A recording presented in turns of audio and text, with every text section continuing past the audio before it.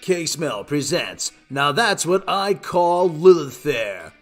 All the ambivalent hits of the 90s you probably forgot, such as Four Non Blondes, Hey, Emmylou Harris, Sean Colvin, Sarah McLachlan,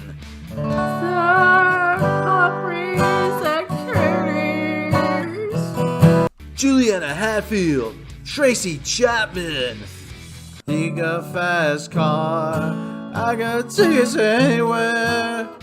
Susanna Hoffs, Joan Osborne, Letters to Cleo, Annie DeFranco, Indigo Girls, Jewel,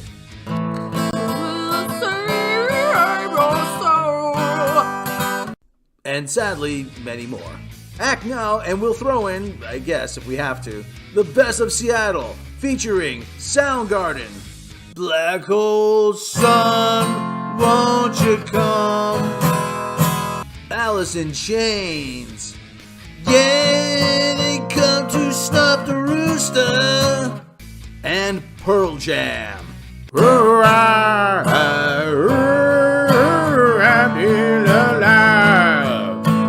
Send no money to K-Smell the 90s, Box 000, Seattle, Washington. Can you K-Smell the 90s? I can.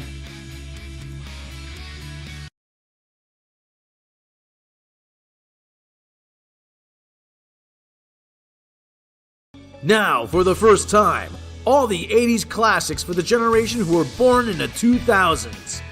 K-Smell presents Totally Radical 80s. You'll get hits by artists such as The Outfield, I just wanna you today.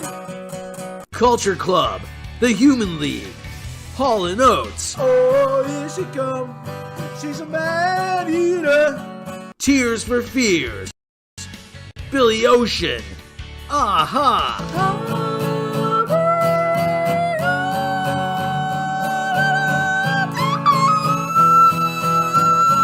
Simple Minds, Cyndi Lauper, George Michael, Never gonna dance again, guilty feeling, got no rhythm. Madonna, Ray Parker Jr., Rick Astley, Together forever and never apart, together forever two. What'd you expect, a Rickroll? Yeah, we couldn't get the rights to the other one. Huey Lewis in the News, Kate Bush,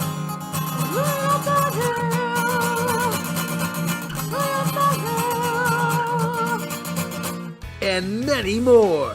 And if you act now, you'll get the best of 80s hair metal. Over 20 classic tracks by the most badass and hairsprayed rockers such as Poison, Every rose has its thorn. yeah it does, Guns N' Roses,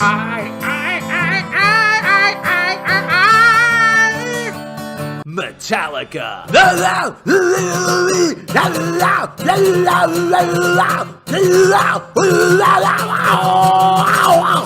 and Bon Jovi. New Jersey,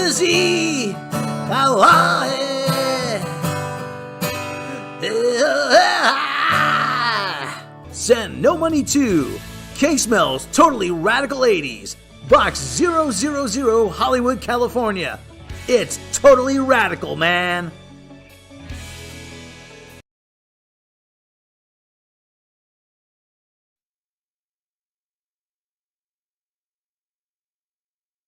From Amazon Studios comes a series that's based on the movie, that was rebooted from the hot version with Angelina Jolie, that was based on a video game, that itself has been rebooted a couple of times now. From executive producer Phoebe Waller-Bridgerton, who destroyed Solo, a Star Wars story. Congratulations, you're liberated. Scoot. I don't know, free your brothers and sisters or something. Just give me some space. Ruined James Bond. Even though it's not out yet, she's probably busy hard at work destroying Indiana Jones.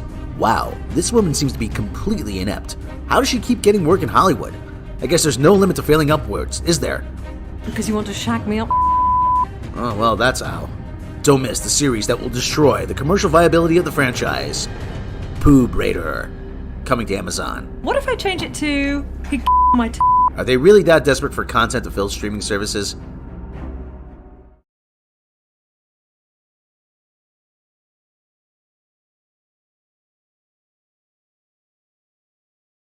Are you a boat asshole who needs to transport an army?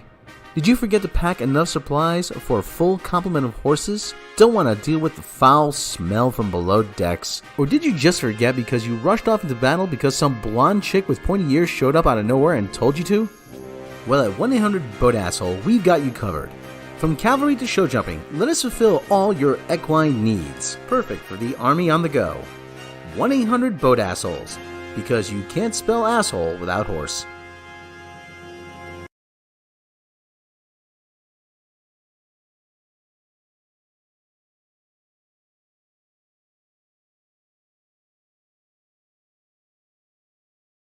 They're the most unconvincing couple in the galaxy. One was assimilated as a child into the Borg Collective. The other is a disgraced Starfleet officer and a deadbeat mom who is also, wait for it, a drug addict living in a trailer in the desert by Vasquez Rocks. Hey, didn't Kirk fight the Gorn here? You know, cause remember the Gorn? Watch as Raffi and Seven try to get along. Give me the tricorder. Nag at climate change. It's beginning. Commit homicide. Ew. Steal a police car.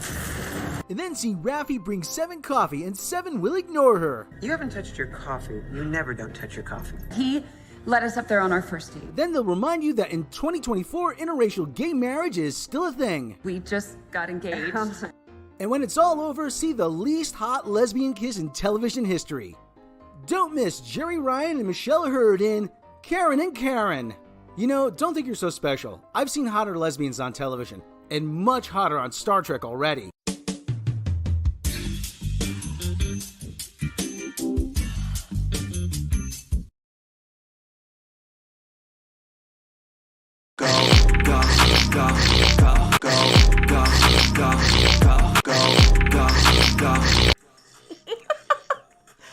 When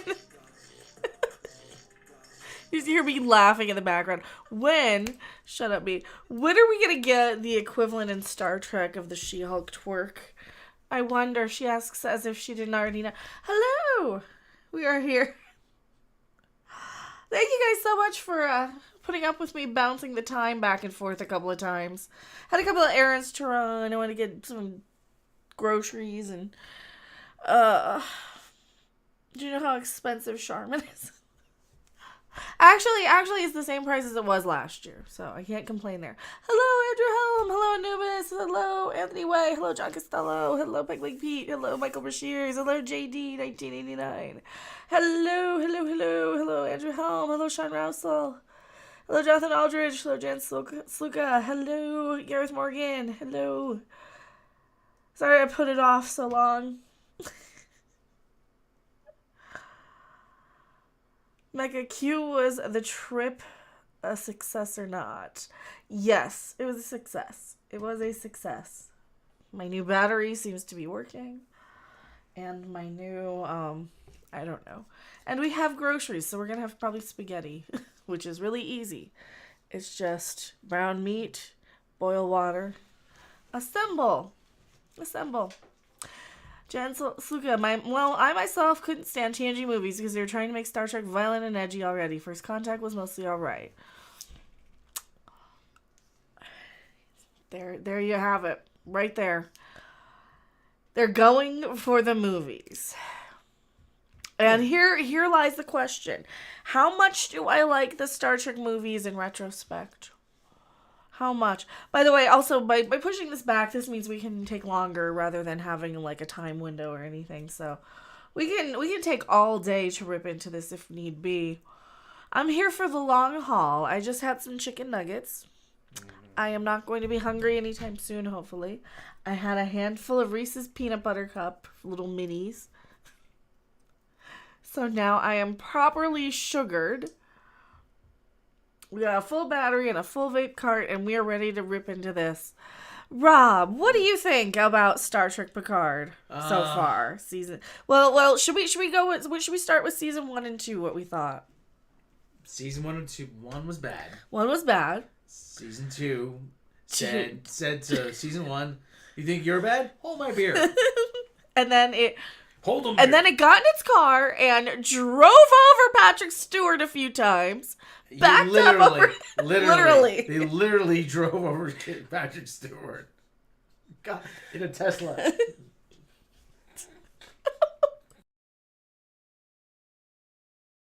Yeah. He overdubbed the engine noises. It's in the Agnes trailer. Did I forget to play? I didn't play this. I played it last time on yesterday's Everybody stream. hates Agnes. I know what boys like. That's actually play that. Just Play as a that reminder. one. Just as a We'll play that reminder, one. as a reminder how bad. Where I gotta Picard find is. it. Where is Everybody Hates Agnes? So season 1 of Picard was season 2 was Raffi and 7 of 9. Well, do we have anything of season 1 of I Picard? think we have a Picard trailer. Don't miss Picard. Okay, Picard was that. Well, that's all from season 2, though, isn't it? No, but there's one. We did one from season 1. Okay, well, here's Agnes. I'm gonna mute myself. Here's our Agnes trailer. So to catch up on season 2, I don't know where season 1 is though. Next on Everybody Hates Agnes. What's she been up to since she murdered her ex-boyfriend? She did the giggity with Captain Rios, who then dumps her crazy ass. Rejected. Agnes hits the bottle hard and then teams up with the Borg Queen and starts singing. I know what boys like. I know what guys want. I was working as a waitress in a cocktail bar. I guess the best way to heal a broken heart really is through song. Meanwhile, years of self-doubt and depression from a third-rate self-taught astronaut are erased by a 10-minute pep talk from Picard. We can't have that now, can we? Meanwhile, the Borg Queen and Agnes find friendship. I guess they really do need each other. Are you two gonna make out now? You won't believe your eyes, because it's too incredibly stupid to think anyone actually sat down and wrote this crap. Don't miss Everybody Hates Agnes. You know, I'm really surprised she hasn't puked yet.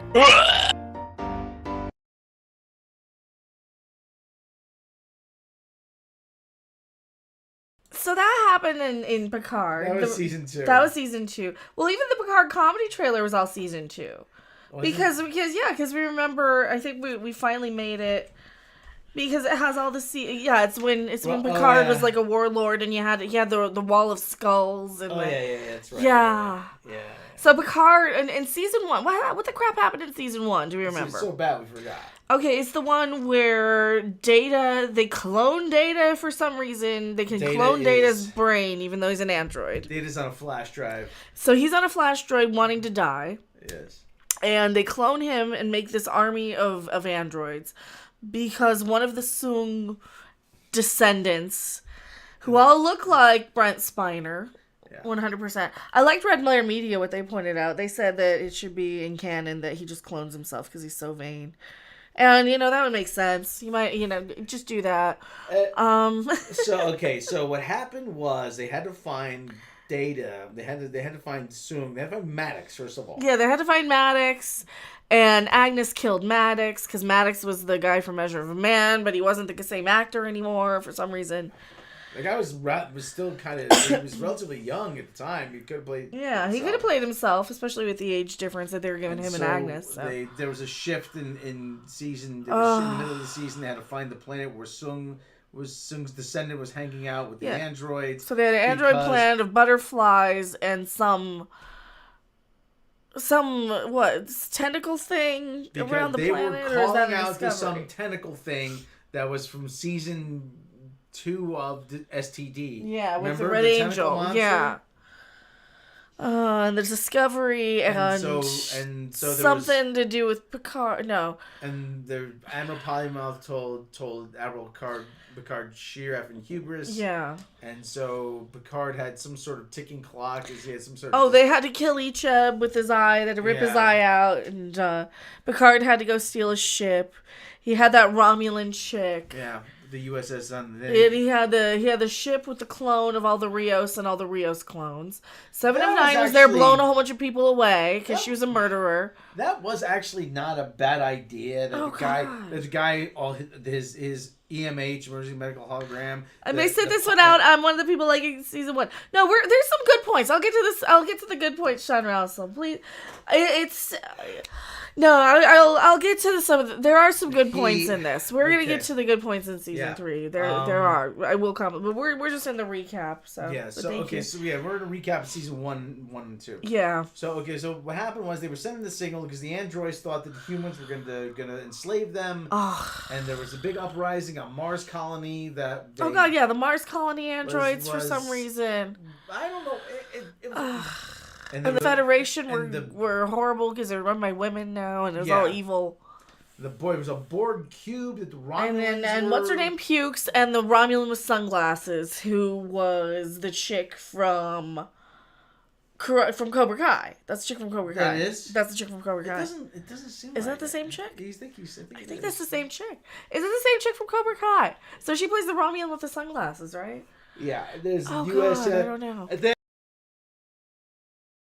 Okay, yeah, Riker comes out of retirement in season 1. Yeah, gets the fleet together. This is the USF. Excellent! Because you have to, say, hey, we're being backed by Chinese money. Yeah.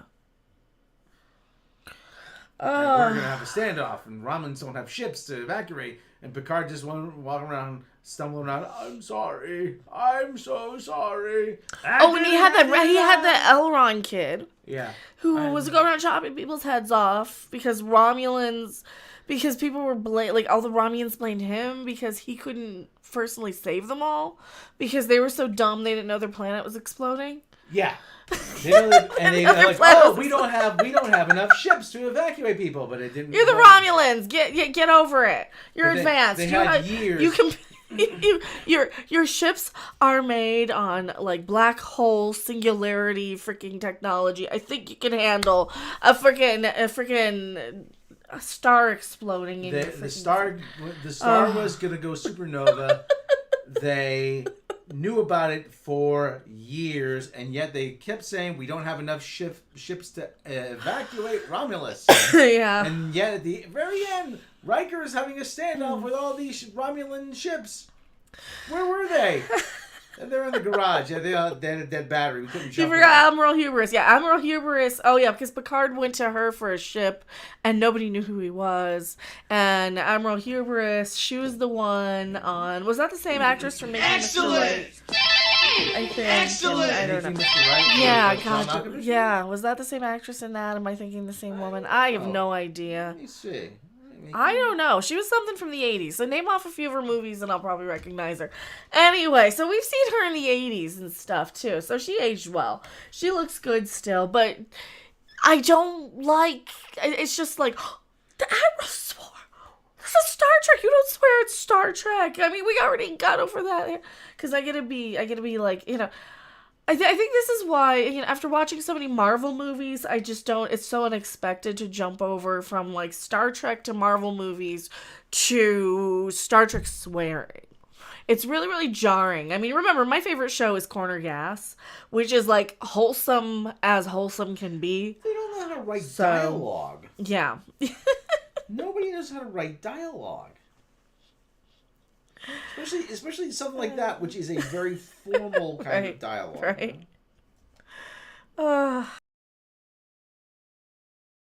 Okay, so season 1 of Picard, they have the android stuff. They almost, like, all the androids almost want to wipe out humanity. And then they change their mind for some reason because Picard wants to be an android too. Or something, right? Because they have, like, what? 1 million Agnes clones. Everybody's a bunch of stupid murderers. Yes, she isn't making Mr. Told Right. you that was her. Told you Magnuson. Told you because that was one of those bad, crappy 80s movies that I saw a billion times over. There she is. Because she always had short hair. Told you that was her. And they made her look older and frumpier and... Well, because she's not that old in real life. Well, let's see, Anne Magnuson, she is... Because Robert Meyer Burnett was tweeting about her being in something else, too. She was born 1956, January 4, 1956. So she's 67. She looks better than Madonna. Same age as Madonna, right? Give or take. Give or take. Let's see what she looks like today. Mr. Admiral Potty Mouth. Admiral Potty Mouth. It's just so jarring to see the swearing in Star Trek for me. Okay, so we didn't get to season 2 of Picard. Season 2 of Picard. Oh my god. Well, season 1. How did season 1 end? Picard dies. Data finally is like, let me die. They're like, fine. And so they finally let Data die after keeping him alive on a hard drive for goddamn ever. Yeah. Okay, so season 2 of Picard. What the hell happens in season 2? They get a message from some chick. A message from some chick in a cloaked hood. And Picard is working out his mommy issues with his mommy hanging herself and shit. Because everybody needs a tragic backstory. And then mommy hung herself in the third. Shut up. Mommy hung herself. Which one? He said whichever one was the wrong one. And there was. Oh yeah, don't cause any butterfly effects now. We wouldn't want to affect history because we're back in time. Everything they do. Meanwhile, literally everything they do. They go around killing cops. They go around breaking windows. They go around leaving people behind in the past to raise families and open up freaking environmental things with technology from the fucking future. They do everything wrong. Guinan is a crazy white people hating SJW stereotype. She is like a right-wing stereotype of a black social justice stereotype, right? My analysis of it was they address they want to address social issues, but they don't know how to do it. Yeah. If they wanted to just, all they know how to do is they point at this set and they point and say, hey, look at this thing is bad. And you should feel bad environment about bad. And they nag it to death. It's beginning. They're burning the hillside, burning the forest, blah, blah, blah, blah. Okay, nothing we can do about it. See you later. Yeah. 7 of 9 goes from being like the lady World War II bad guy of her planet to, all of a sudden they body shift with the people from that universe or something, because that happens. That can happen now when they go back in time. They just suddenly replace the people that they... I don't know how it happened. Was that a Q thing? Did he do it? Maybe. Did they explain that Q did that? And freaking... Oh, so Q's dying, and he wants a friend. He wants a hug, some dumb crap. Yeah. Picard just wants a hug. He wants everybody to love him and forgive him, so he wants to be friends with Elron. And Gareth Morgan says, we meet Picard's mother in TNG as a sweet old lady, and now she's an abusive cow who killed herself. Well, they said, here's how they tried to remedy that. She in the conservatory there, Then they said Picard would have dreams of seeing her as an old woman. I'm not making that up. They said that. I think it's because they forgot about it. They're like, oh shit, that's right. Because they have a guy whose job is just to correct them, and they don't listen to him. Yes. Because they have no respect for the fans, because the fans are going to get in the way of their stupid fanfic crap storytelling that they're trying for. Exactly. The other thing too was that they tried. There was nothing. Oh, freaking! They had this, and this must have been a reshoot, or they added in. Picard is the only child running around the vineyard. Well, then they kind of retconned. Oh, Renee must have been off. Robert must have been off at school or something. Robert was off at school. Sure, he was. Yeah, who cares? Robert was the one who was more invested in the vineyard than Jean-Luc was. Yeah. Jean-Luc wouldn't have cared about the vineyard. He would have taken one look at the vineyard and said, oh, it's a shame I didn't have children, and he would have sold it.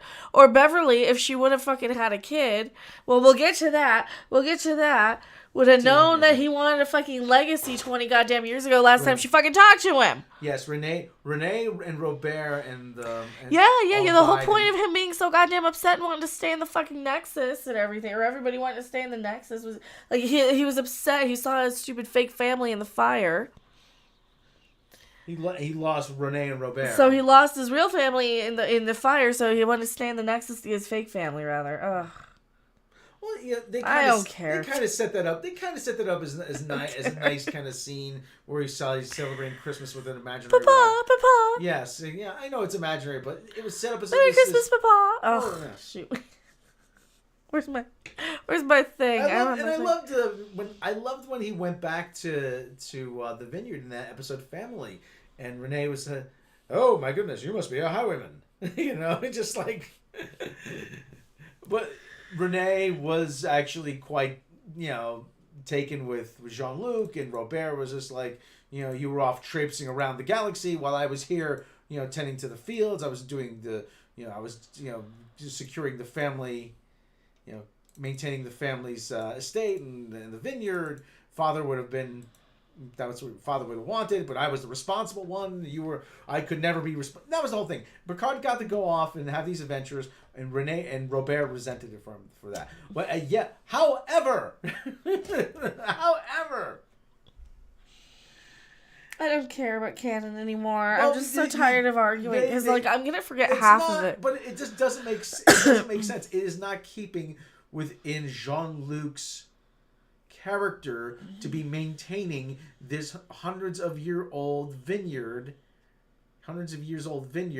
in the middle of France somewhere. He would have sold it and would be living on somewhere else. It's not. I think he would have been going. I think he would have been off going on archaeological digs here and there. He would have been off. He would be living in San Francisco near Starfleet headquarters, giving lectures at the academy. He would be Indiana Jones, I think. He would be off on archaeological digs on other planets. There's an archaeological dig. On Andoria. That's what I would have written if I were doing a Picard series. I would have written him kind of going on one last arc, and it would have been a ripoff of an Indiana Jones type of thing, but kind of not. Because it would have been him, and you would have got, like, maybe Vosh back or whatever. I was just about to say that. And she's shows up, and and Q would show up too. Then it would be a funny sort of archaeology romp. Who's actually not the big love where of his Q life, sets him off on like a scavenger hunt just for fun. Just for a game, You got time for one more game, Jean-Luc? You set him off on a scout. It would be funny because that's goddamn what we need in this day, not this dark, depressing shit. I was not saying that. Let's all go to the Nexus. He was smitten with the lady from the astrophysics lab. Yeah, who was that piano player lady. Besides Beverly. Who was the big love of his life? Life was Vosh. That was one of them. But they shared a passion for archaeology. There you go. Even though she was just a Tomb Raider. She was a treasure hunter. But they both were knowledgeable in archaeology, and I can see Picard. Have it something where it's a treasure hunt, but they don't know it's a treasure hunt that was set up by Q right away. They don't know until like halfway through. It's set up by Q. I knew I could count on you, Jean-Luc, to follow the clues that would eventually lead you to me. Who else would have had the foresight to have done this? Something like that. Yeah, none of this. And Q is dying, and Jean-Luc is dying, and everybody's done. I have to deafen myself when I do my John voice. Well, Jean-Luc. It goes. My ears have to go up like this. Excellent! Let's all go to the Nexus. Yes, you would enjoy it here, wouldn't you? The Nexus. Raiders of the Lost Boobies. Yeah, the last we see of Vosh, was on DS9. Q puts him as characters in Star Wars. Yeah. But the other thing, too, listen, I'm not upset that you're not adhering to canon. 100%. Like, I'm not this big canon list. I don't remember half of it, and that's gonna be like, see, this is why you don't listen to her, because she doesn't know every detail. It's like, fine, then blow me. But if you describe Picard's character, if you describe Beverly Crusher's character, if you were and we're gonna get to this, and if you describe their relationship, what you have here is something that goes completely 180 against it. Yeah, this kind of reminds me a lot of what happened with Last Jedi and Luke Skywalker. And we're going to get to that in a second. So I think we're going to cover both of these, and we're going to try and do it quickly because we've already been live a half an hour and haven't even started. But that was our half-hour recap of the first. So the first two seasons were not good. Now this one. No. This one is... There are moments, but where it starts off is exactly where we left off with Romulan Mrs. Doyle and Jean-Luc and a effing member berry. Romulan Mrs. Doyle. Oh, I hate. Yes, Romulan Mrs. Doyle. I say, Laris, you've got quite a tush on you. I'm sure she does. So. Do you go to Butttown? Okay, enough with the Butttown, Rob. So we got the 25th century. Okay, this is a member berry. Member berries in itself, which I mean, I don't. Wrath of I don't appreciate member berries. There's they try to play with a lot of emotional cues here. So we start off in the future with Beverly with this. I don't want to set the world on fire. It's in the dark. Okay. They show Jack Crusher's belongings, her deceased husband. Yeah, her deceased husband. So because I've seen the trailer, my brain is like, okay, worse in this. Moriarty's in this. We're gonna have this new guy. All right. So we see the Jack Crusher belongings and stuff. And we got this log going about Jean-Luc and all this stuff. My brain is, okay, you're telling me all this information about Jack Crusher because you, illegally cloned him and had a kid with him.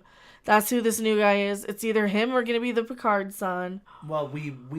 According to, this is based on what my brain has been doing since I saw the trailers. Mm-hmm. So, you're giving me information in the trailers. Well, there's also the other, I don't want to call it a clue, but they say... If you look at the promotional material, the posters and everything, he's the only new cast member that is in the promotional material. Yeah. And she has a stupid pump action late phaser shotgun. When your first thing of Dr. Crusher, now this is what didn't get me a screener, is because I remembered that, or I was the one who pointed out, it's in the dark and Beverly has a gun, a pew pew. She has a pew pew. So that means it's going to be more action-oriented in my mind when you're telling me, here's a pew-pew, action, action, action. By the way, 70-year-old woman action hero is exactly what I want to see in Star Trek when I didn't want to see it 30 years ago? 25, 30. They didn't work very well as action heroes because these are like... You got stuffy Shakespearean Jean-Luc. You have people who have concertos on the bridge. You have people who read classical literature. They read Shakespeare. That's kind of more Star Trek to me than this movie action bullshit. They listen to classical music. They listen to jazz. But then again, my opinion doesn't count as Star Trek because I can't name every fucking detail. So. Data writes poetry.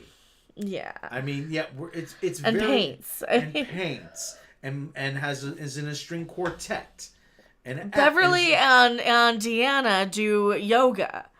And they do Klingon calisthenics. This is very highbrow kind of stuff, okay? And having it reduced to pew pew pew is kind of insulting. It's insulting to not only to the source material, it's insulting to me. Yeah. That tells me you don't think enough of me that I would be able to connect with this kind of stuff. So she's got her little instructions. And then we go immediately on our next scene. Yes. To Laris and Picard again. Oh, she's a cutie. Well, listen. And she's like basically so he was gonna go with her to Romulus for some dumb whatever the hell she was doing. She's gonna redecorate the diplomacy hall or some crap. I don't know what the hell. So they're packing up crap at his vineyard, like the paintings, and she won't let him donate it to Jordy, but he.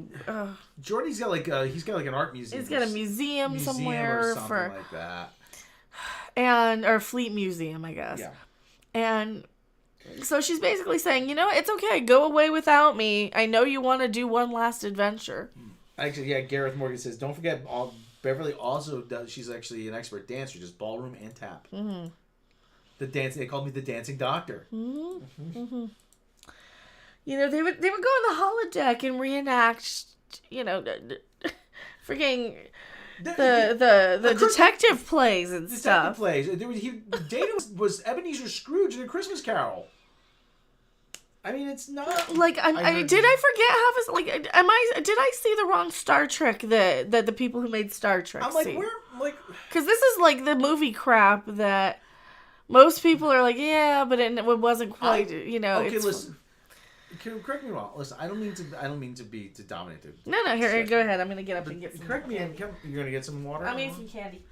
But correct me if I'm wrong here. Like I said, this is what I imagine Jean-Luc doing in his latter years. Like I said, okay, listen, you could have him go galaxy hopping, but I can picture him not packing up the vineyard. He would be sitting reading a book, reading a book, and with his glasses on, reading on like, a beach somewhere. Maybe on a beach, maybe by a lakeside.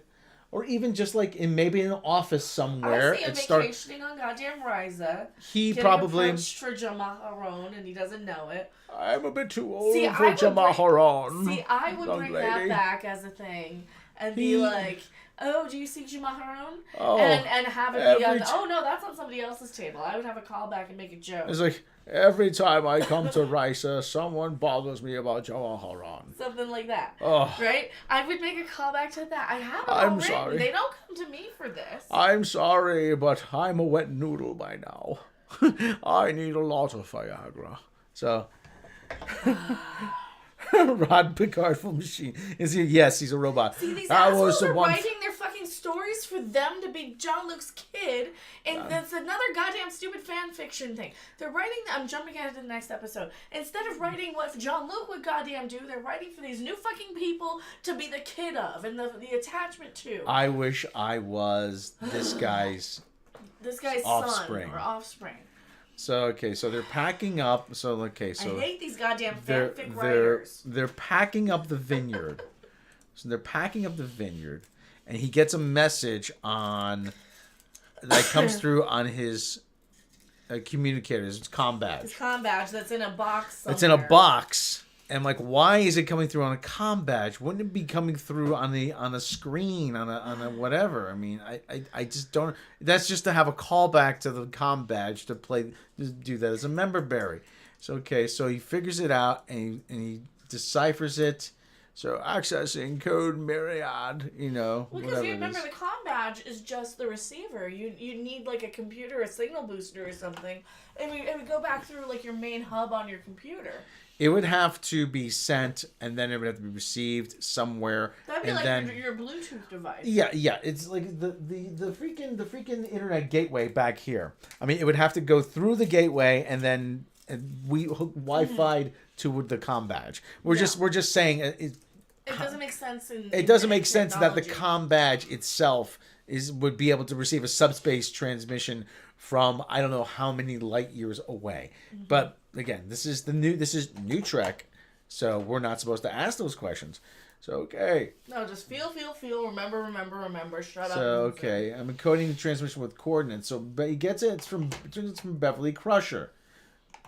Dumb bitch. Hellbird has some sort of special meeting. Dumb bitch. And there's Beverly. Encrypted coordinates. So she sends the coordinates to Righton. Actually, there's another callback here to the Borg. Hold on. Oh, there's so many callbacks in this. She's terrified. Like I said, I picture.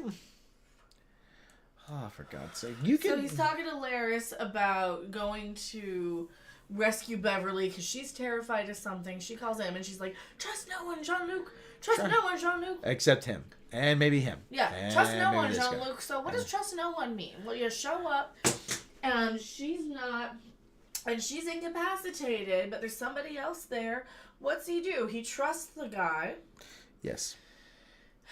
But he's not so that was important because Beverly on her message says, "Trust no one, Jean-Luc." Trust no one, Jean-Luc. Trust no one. Trust no one, Jean-Luc. Yes, I'll trust everybody. So. And it's a stupid, dumb Wrath of Crapping Khan. Okay. Jean-Luc. I have the spaceship with rich Corinthian leather. I like what they've done to my car. I have 5 times your strength, Jean-Luc. Welcome, and welcome to Fantasy Island. The plane. You ruined my life, Frank Drebin. I'll ruin yours. Frank Drebin. I must kill Frank Drebin. Frank Drebin. All right, so anyway. So they're going on like, "Oh, you gotta go. I'll be waiting for you." Yes, you'll be waiting not too long though. I won't be able to get it up anymore. So like nice fun. Like I said, I picture him in a room like this, reading, someone coming to see him, and saying, Jean-Luc, tell me what you know about this. Tell me what you know about this. And it's some artifact that he barely remembers from his days at the academy. This looks familiar. And then he says, "Oh, well, it looks like we've got word that they might have found it. Oh, this was a legend. This is like the Holy Grail of another planet." Why? That's what I would write. It's like the Holy Grail of another planet. Why can't they do that? That sounds like a much better plot. Doesn't it? And I'm just ripping off Stargate, but for fuck's sake, it makes sense because he's a goddamn archaeologist. He was going in that episode Family. He said there's an archaeological dig that they're trying to raise the New Atlantis project. But I've actually seen Star Trek, so I know what happened in it. He's still a robot. Eating lasagna and listening to Mecca and Rob rant and say, yeah. We're gonna make spaghetti tonight, I think. But Lasagna's like not you said, good. word had it is it was lost.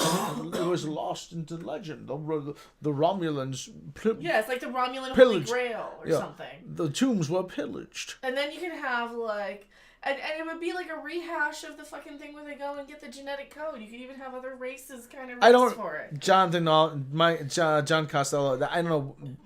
But yeah, I don't know exactly what the project was called, but it was in the episode Family when he goes back to the vineyard.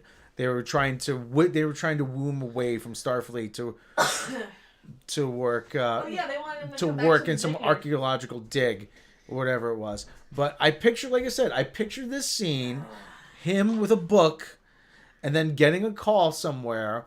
There's, from an old friend. Oh, good to see you. I haven't seen you in how long has it been?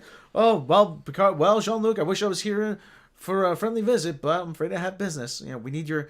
Looks like we could use your input on this one. The Atlantis Project.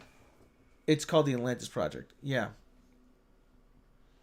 But like I said, there are so many better ways to do this. There are so many ways. So let's get back to this. Okay, so the ship, now he wants to donate the paying majority. Okay, now he goes off and meets Riker at a bar somewhere. And this is where the member barrier Easter egg with from All Good Things, or what was Best of Both Worlds, comes in, where with the Borg in their security breach of the Enterprise computer, they added a 3 to each one, and supposedly Beverly knows this. So the coordinates need an extra 3 every third space or whatever it is. Like she would remember that. Would she remember that? She was in sick bay. She would remember that. She was. So they got these drinks. And there's a joke about the Enterprise. They're selling souvenirs. They're selling little souvenirs, and they don't like the little fatties. Nobody likes the Enterprise D. Their Enterprise. So there's my hat. He's got my hat on. Look, he's got my hat on. Oh God. Yes. Good to see you, Will. I'm just in between shifts as driving Uber now. Starfleet pensions don't pay what they should. So. Crying out loud. Yeah, he was. Of course, he's funny. You might as well give him a beret again. Oh, for crying out loud. So they go and they're there's they figure there's a fleet event. They call it Frontier Day. It's Fleet Week, okay? Fleet Week, yeah. Fleet Week. There's an Andorian in the background. They have it. Oh, an Easter egg. They have it in New York every I think July. Fleet Week. Yeah. End of July, I believe. And you see all the servicemen in Yankee Stadium and the white suits and everything. It's Fleet Week. Looks like it's gonna rain. Holy shit. So there's everything's coinciding with Fleet Week. And so he's briefing Will on what's going on, Beverly's message coordinates, plus the word Hellbird, Locutus, and it comes back to Locutus. So they have to get to the Righton system. Mm-hmm. So I can't ask you to involve Geordi or Deanna. So this is another one where it's like, hey, let's get all the people that we haven't worked with in 20 years, like Geordi and...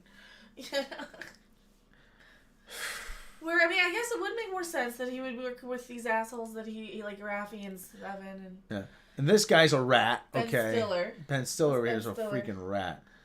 So sinking the I kind Enterprise. of want one of those though. Little Enterprise minis. Can I have one?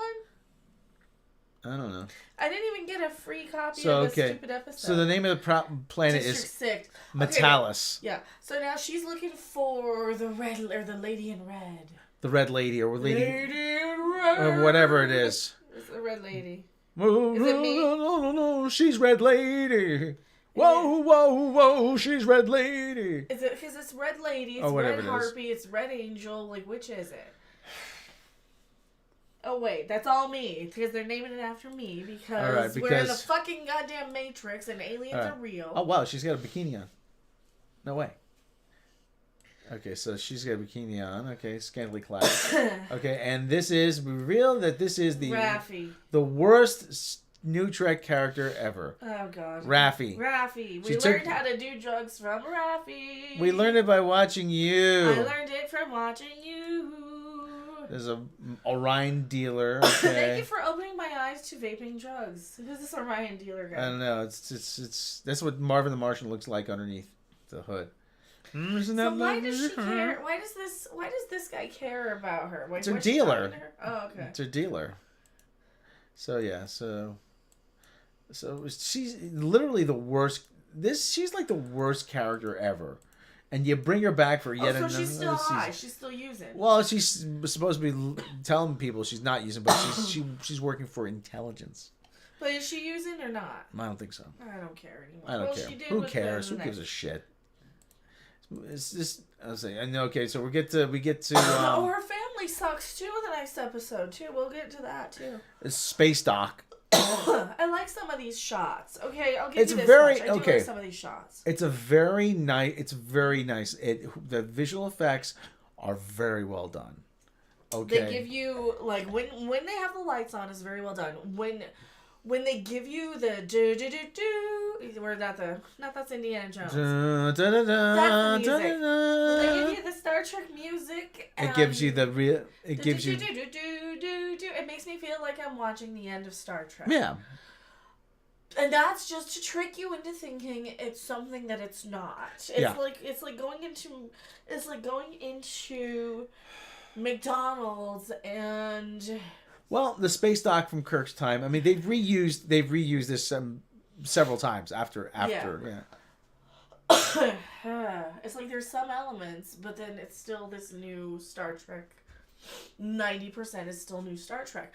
Had they started right here with Riker and Picard, but see, this is my problem: is we have so much the Beverly action stuff. There's a lot of setup here. The Picard. Romulan Mrs. Doyle crap that ties it right into the last two seasons. We're 21 minutes in before we even get to into space. Riker. Before we even get into Riker, okay? There's a lot of setup here. Yeah. And it's a lot of it feels like it could be shrunk down. Well, especially because of how bad the characters were last season, and that's my big problem with it. Okay, so we get to space dock here, and they have to get a ship. So they're trying to con their way onto a ship. Yeah. So how does he have a shuttle? I don't know. I don't know how he got a shuttle now. Oh. So Riker's like, hey, let's go back to my ship. It's the Titan. That's not the Titan. That's not the Titan. That is not the Titan. The Titan is from. Can I bring it up here? Mm-hmm. No, not without. Okay, well let me. Well, turn off display capture too. Let me see. Yeah, and then you can. Let me see if I can turn. Then you can right click. Do a right click there on the Google Chrome, and then do a new window. Open a new. There you go. All right, that's not the Titan is.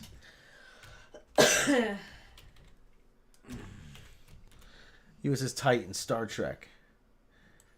I mean, we have there are. That's the Titan. This is the freaking Titan. Shit, no, not that. There, now you can go display capture. I can't remember. This is I think it's an Ares class ship. There you go. Oh, okay, well I'll that's. control it. Okay, so you see it? You do that. Yeah, that is the Titan. That's the USS Titan. Okay. And like I said, I think it's an Ares class ship or whatever it is. Yeah. It's actually built specifically for combat, more for combat. Like they just did this. They just did this to give you another member berry. Oh look! Oh, the Neo Constitution class.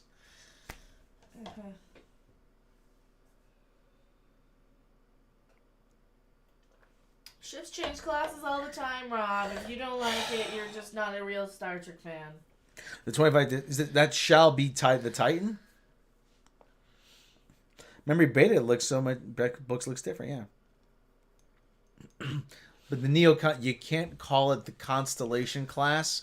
You can't call it the. Actually, the Constellation class is the Reliant, I believe. But you can't give it another. You can't give it another name. You can't give it another name. The Nebula class. I mean, anything. The Enterprise D was a Galaxy class ship. They have a battle cruiser class now. So yeah, but you know, this is kind of where, at least if you just shut up and don't pay attention to it, it's not that bad right here. This part isn't that bad with the little bit of banter with like Riker and Picard. Like I can see why people are liking this part. Absolutely, these see why shots. people like this. These shots are nice. Yeah. Okay. These shots. Oh, let's expand it just a little bit. No, not that. Let me. Yeah, you can do that. You know how to do that. Oh, it's on the wrong one. I'm sorry. That's all right. Well, how much do you want to expand? Just a little bit to get a little bit of the understand the bow. There you go. That's all. That's all. Just so you get just a little bit of the bow of the saucer section. Like you said, the visual shots are nice. It is very well. It looks very good. It looks like they spent a lot of money doing it. They look very. What's the word? Very refined. It has a very refined look. It looks expensive. It looks like there's a lot of care to detail. Yeah. However, they're not going to make everybody happy with it. That's I mean, what they're showing you doesn't fit. I mean, what I mean, like I said, that is not the Titan. I mean, like I said, it would work better if the Titan was I'm not talking aesthetically, just from a storytelling standpoint, if the Titan was a better and bigger ship than a Constitution class. And it shouldn't look like we've seen Constitution class ships. We've seen them. Show me something different. As long as they don't end up with a Burnham class. I'm thinking there's a USS Michael Burnham out there somewhere. Yeah, that's probably coming in episode 3. We made contact with a USS Michael Burnham. Mm-hmm. I love that chick. She was USS Burnham. She cried an awful lot. Okay, so Captain Shaw. Okay, Captain Shaw is the guy who's has the command of the Titan. So, like I said, can you stop with the blue filter? This I didn't like how blue it was, because I'm like, gee, I would love this if this were, in color, or lit in the daytime. All right, so they board. Captain Shaw's ship is so dark. So they board, okay, and they are greeted by Annika Hansen. Annika Hansen, yes. Yeah, go back 10 or whatever. Yeah, that's hold on. Let me just. They don't. Blah blah blah blah blah blah blah blah. Yeah, welcome to the Titan. Oh damn! But they don't let her use her real name. They don't let her call her. There you go. Captain Shaw prefers that I use Hansen. Yeah, that's actually in the subtitles. 7 of 9. And that is military protocol. It's a little bit of military. We get a little bit of military protocol. All right, let me take back the hot seat. I gotta take back the hot seat. Take back the hot seat. Take in the hot seat. Take in the hot seat. Take in the hot seat. Okay. I gotta take the hot seat. Now, this part right here. I'm gonna put the subtitles up too. I saw this being used and criticized actually by people. They said that this series was woke because they used an allegory for people with transgender dead name issues, something, right? So, I want to say in defense of this and anybody who identified with this in the transgender community, right? I want to say in defense of that and them. This is exactly the type of thing that if you see in Star Trek, something you can identify with and you can grab onto and you can say, the fact that it upsets her that he's using the name that she doesn't identify as, that she was born with, but she, whether for whatever reason, she's now a different person. She's 7 of 9. She's not Annika. She hasn't been Annika Hansen since she was a little kid. Yeah. We touched this in Voyager quite a bit. You were a big Voyager fan too, right? I like Voyager. I like Voyager holds quite up a lot better now. Yeah. See, we were the Voyager people, and like this to me, I have absolutely no problem with trans people identifying with this being being like that's their thing, right? I don't see that as being woke at all. I see that as being regular, normal, progressive Star Trek, right? That is exactly the type of thing I want to see in this. I want to see people of all walks of life be able to see a character that might not be somebody who looks like them on the outside, but might be somebody that they can identify with in some way or another, right? Just with the dead name issue alone. That to me is Star Trek. So that I will commend them for, because, and I'm going to call out anybody who's like, it's woke. It's more of the same Star Trek for the woke. And blah, blah, blah, blah, blah. Okay. That was the least of the show's problems, was trying to pander too far to whatever political, because Star Trek's always been progressive. We can just put that to rest anyway. It's always been progressive, before ideology, I think, replaced progress and understanding of a lot of it. But anyway, I digress. So, I kind of liked this, that you can see clearly that it bugs her. You can see clearly that it bugs Jean-Luc, and he knows it bugs her because he and her have that Borg thing where he would know that because she kept using 7, there's damn well a reason when he knew her in the first couple of seasons why she was using 7, and why now it's like, oh, he makes you do that. Oh, you must not be okay with that, and he knows that. So that's one of the things I do like about this, is how they handle that. So, what's our next topic here? We gotta seek forward. Oh, they just do their little inspection-y of the crew people, and they do their little walking the halls. Yeah. God, just they're setting it up like this is one of those things. They're setting this up like it's a movie. Right? Yeah. Which I don't mind that so much, like but... a 10-hour movie. Yeah. But it's one of those things where I wish it would kind of play out more like... Like what? A movie. Play a little faster. No, maybe, or play a little... Because like a movie, we can be in and out in an hour and a half. Hi, Alvin Peterson. Hello, Alvin Peterson. Hello, Hugh Norris. Hello. Oh, man. So they kind of get all awkward with this ensign over here until they realize, oh crap, that's Geordi's daughter.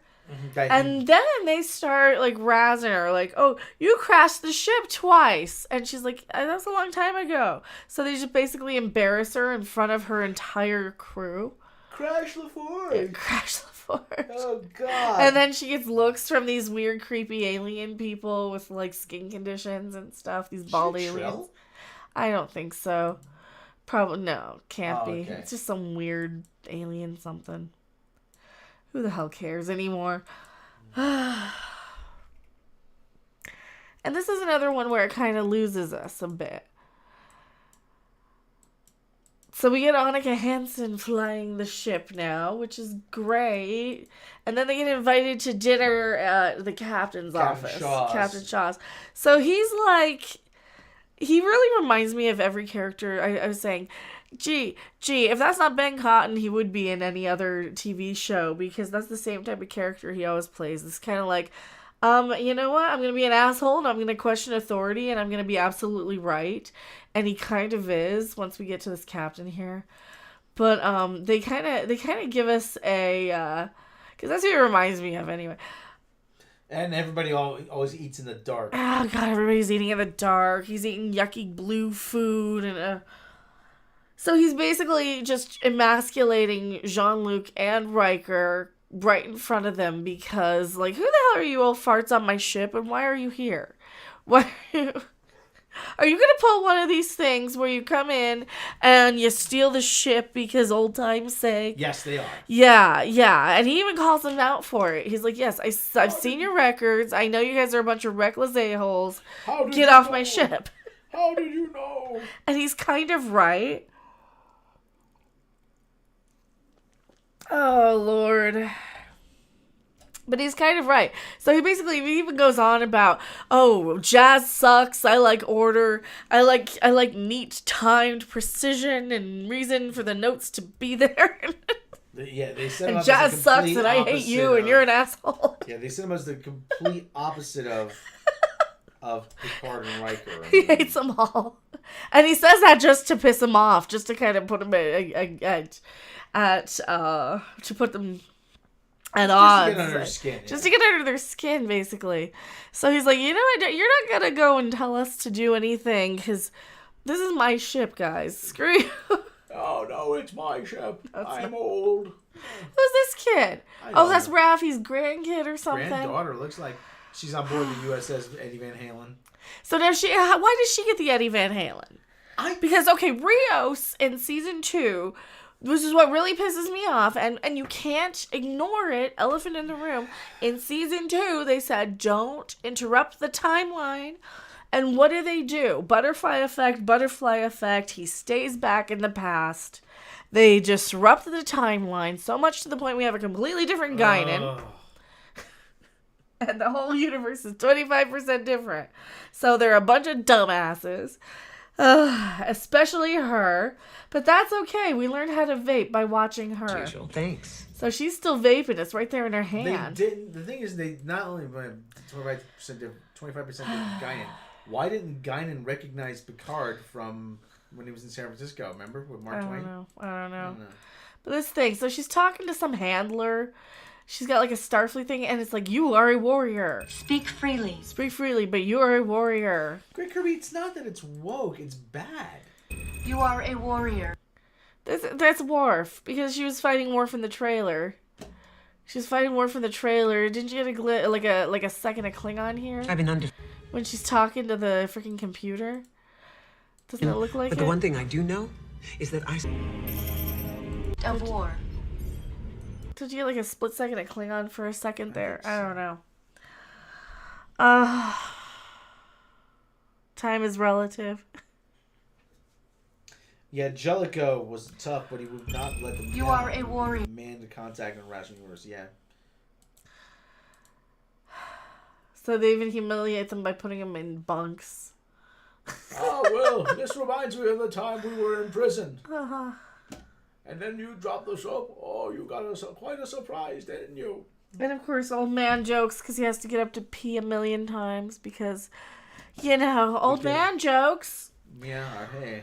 This is one of the things I realized about Picard is that being angry at Picard is as stupid as being angry at Return to Green Acres or the Brady Bunch reunion movies. Or the Rescue from Gilligan's Island. Rescue from Gilligan's Island. That's where we're at with this. Star Trek is gone. The people who made it are gone. You got a bunch of dumbass fan fiction idiots talking about how many times they have to get up in the middle of the night to pee. Okay? This is literally this is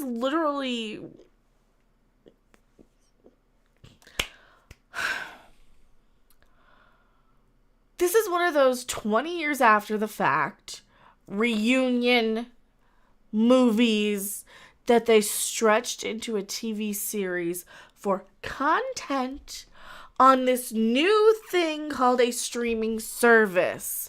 If this were 1996, this would have been a movie on cable to fill TV land, okay? We are judging this like it's actually Star Trek and not some cheap fucking fan fiction filler for an experimental thing that's gonna come and go in a few years. Am I right? I mean, yeah, you're not wrong. Like we're judging this and comparing this to the actual Star Trek that we all liked. Okay, so I feel like I feel silly being mad at it, because that's like being mad at Return to Green Acres. You know? It's like you know what? I don't need new Star Trek in my life. Permission to speak freely. You know, you need to go off on this mission because mission. So what was this crap? This was where they have some portal. About the red lady. The red lady. Remember the red lady? Uh-huh. Oh, it's supposed to be Captain Rachel somebody. Rachel Garrett from the show. From like 2 episodes of the show that I can't remember the name of anymore because I'm on the Magic Raffy juice. Yesterday's Enterprise. Here, you Captain take. of the Empire Enterprise C. Stand up. My nose is stuffy again. So she figures out what the red lady is. Yes. And I said, well, maybe it's not a person. Maybe it's I said maybe it's a place. Remember I said, well, maybe it's a place. Yeah. Turns out it's a statue of Captain Rachel Garrett from the USS Enterprise C. Yeah. And so this is I thought this was an HQ, but this turns out this is a recruitment center. This is a pretty big recruitment center. So Recruitment center? Why wouldn't it just be in a mall somewhere? Why wouldn't it just be an office in a nondescript building? I mean, how many people are they recruiting? a lot. Oh God, this is another one where they have hold the on. CGI You got shot. what city is this? Look, you got. It looks like you got. These look like Soviet era apartments. Kinda. Yeah. They call them Khrushchevkas. No, I'm being really serious here. This looks like it could be this looks like very. Listen, the Soviet period, the Khrushchevkas went up because you could build them very quickly and very cheaply, and you could build a lot of them for the comparatively small amount of money. You know, basic housing, it pretty much was. But this, you got a rail yard here. You got a rail line. Yeah, that's a rail yard. Oh my God. That's a train station. It's probably like Tokyo. It kind of looks like Tokyo. It's somewhere in Asia. You think so? That they used for. Might be like Hong Kong. Yeah. No. Who the fuck are these people and why do we care? So I guess some people died in this? This looks like the barrio somewhere. Jeez. So some people died because the building gets sucked into the ground and then appears. It gets, yeah. Like a block away. Watch, can we play it? Yeah, just kind of talk over it. So here we go. Okay, look, now this is a singularity, it's a wormhole, whatever you want to call it. And okay, shockwave, and can anybody tell me what's gonna happen? The bridge is out. The bridge is out. Bridge is out, and drops everything into just a block away. What the hell? There should be a lot more people dead from this. Oh, 119 people. Yeah, there should be no, really, it's just Okay. So they pick up a building and move it a block away. They have the power to pick up a building and move it a block literally away. literally across the street. Across the river. That's more convenient than a super evil, isn't it? Everything is terrorist destruction on New Trek. Yeah. Oh God, it's so stupid.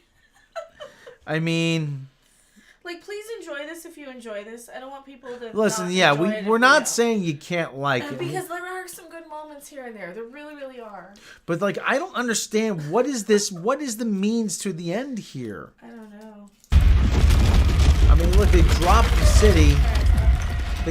They drop part of a city. If you go more than 2 seconds, they're really copyright claims. Yeah. They drop part of a city. Just do the 10 seconds. On another part there. I'm like, I don't understand it. Like I said. So it opens, like I said, it opens up. Vomits out a building. I think Agnes was back. Oh my god.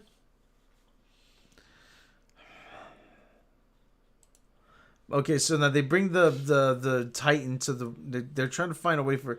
They're going over to where are they going? Who the hell knows? They stole a shuttle. Yeah, they stole a shuttle. They stole a shuttle off Seven the helped Titan. them steal a shuttle, and her captain hates her for it because she's. Why the hell not? I don't know. He's absolutely right though. She's kind of committing mutiny a little bit.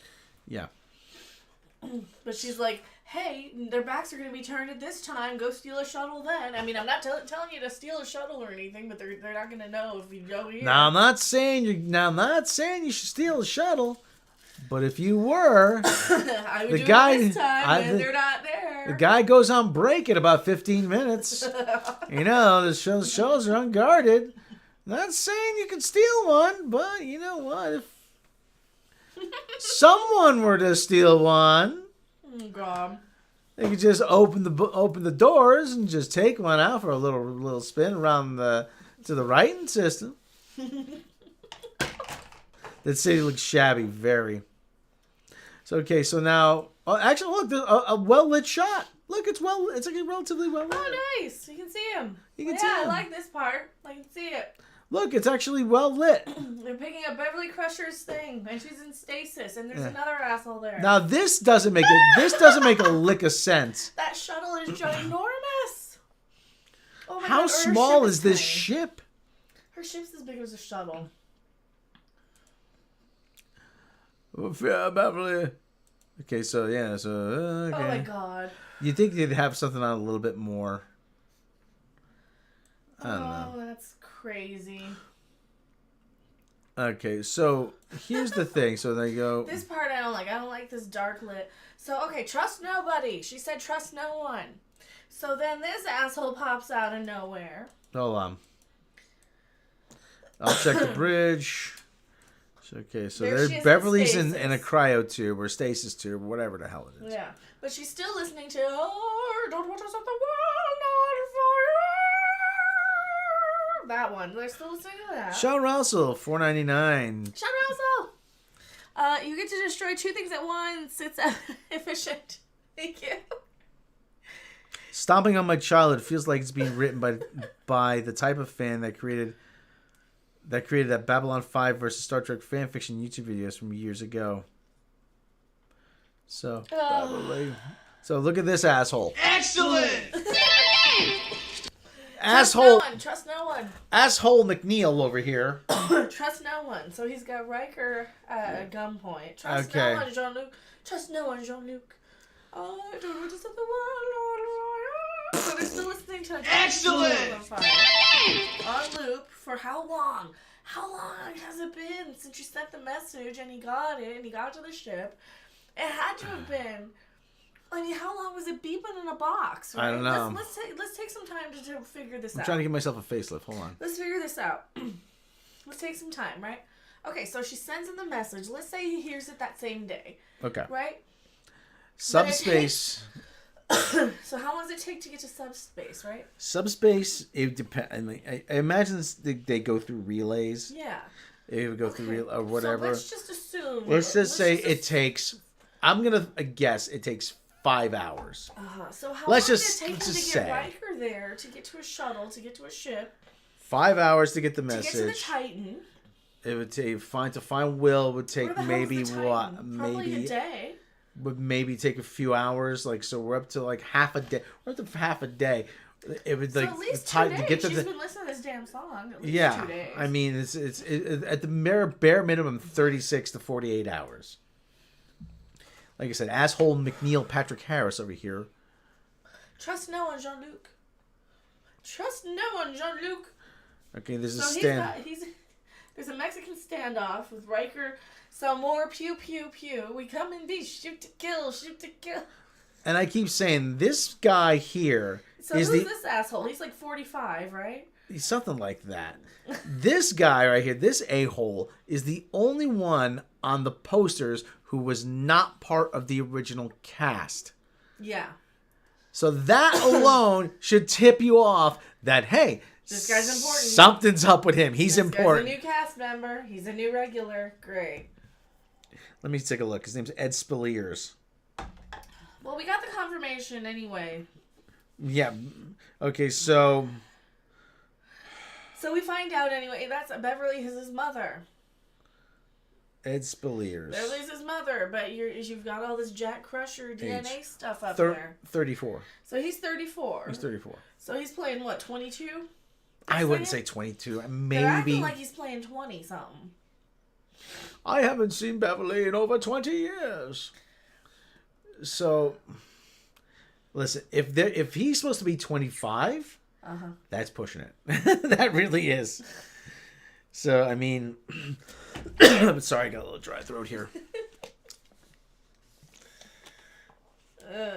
But, okay, so this a-hole, they drop hints along the way. Oh, Beverly's your mother. Who's your father? I don't know. I don't know. I kind of like that jacket, though. So I don't know. So okay, so now there's the thing now. So they get a sensor alert. So shields are offline. Well, he's running drugs and stuff to He's people. running medicine or something. Yeah, whatever it is. He's running drugs and medicine to people. So okay, so this freaking This ship comes out of nowhere, Hold on, which is like a cross between like a Cylon and a Vorlon. Come on, stop. There we go. It's like a Cylon and a Vorlon and a... And the droid ship from Phantom Menace. There you go. There's a nice shot of it. So that's Amanda Plummer's ship, right? Look how big it is compared to my Terry Metalis. And okay, so and we get 18 producers on this show. 20. Okay, 20. Let me turn off the display capture so that you can go look and so that we can. And that's episode 1, which I give a 4 out of 10. I did not like it very much. Neither did I. I did not like it very much. I don't. It's not. What would you give it? I give it. Here. Okay, now we can put on display capture. No. Let me do. You better do it. Alright. It's this weird thing. You start off by saying that's okay, but then the more you think about it, wait, this doesn't add up. That doesn't add up. Yeah, It does not hold up to scrutiny. Yeah, the more we started thinking about it today, the more we started thinking, wait a minute, this is shit. This is shit, and this is shitty shit, and this is shitty shit that's just shit.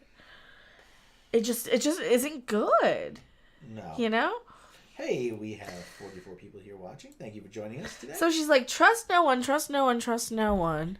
Except for this a-hole who's got this Amanda Plummer ship after him. But trust no one. Okay, so who are we supposed to trust? No one. No one. So why are we trusting this guy? Like, I wouldn't even come out there. I would just rescue Beverly and just say, here you go, take him. Because she said trust no one.